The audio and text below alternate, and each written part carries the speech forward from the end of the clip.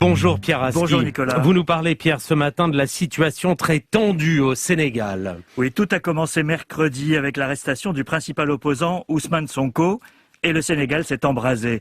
Comme si la jeunesse de ce pays, sans espoir et sans illusion, dans un contexte aggravé par les restrictions de la pandémie, n'attendait qu'une étincelle pour exploser.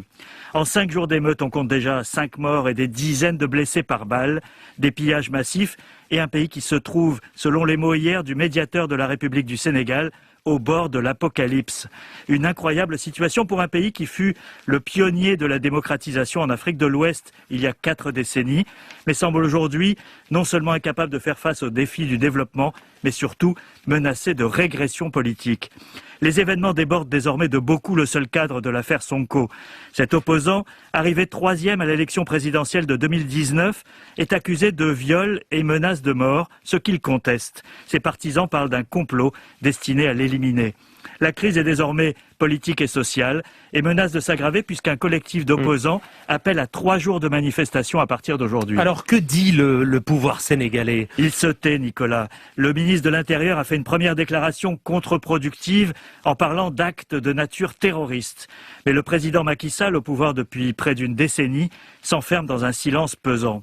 Le médiateur de la République, Alioune Badara Cissé, un ancien collaborateur du président, a fait hier une déclaration peu commune.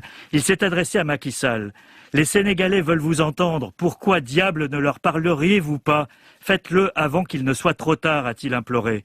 Avec de vrais accents d'homme d'État, le médiateur a évoqué les difficultés d'une jeunesse qui, a-t-il dit, n'a guère d'autre perspective que de traverser les océans sans bouée de sauvetage.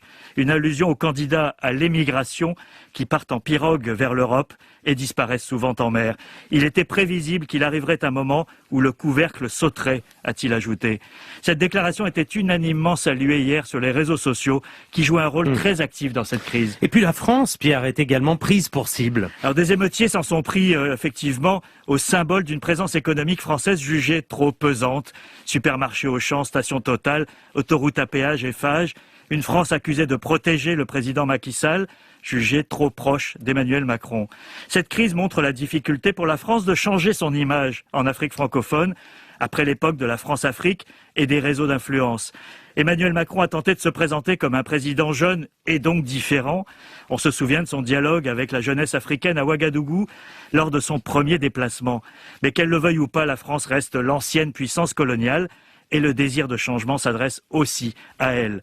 Cette crise sénégalaise est à prendre au sérieux car elle porte en germe la faillite d'un mode de gouvernance post-colonial visiblement à bout de souffle. Pierre Aski, merci. France Inter.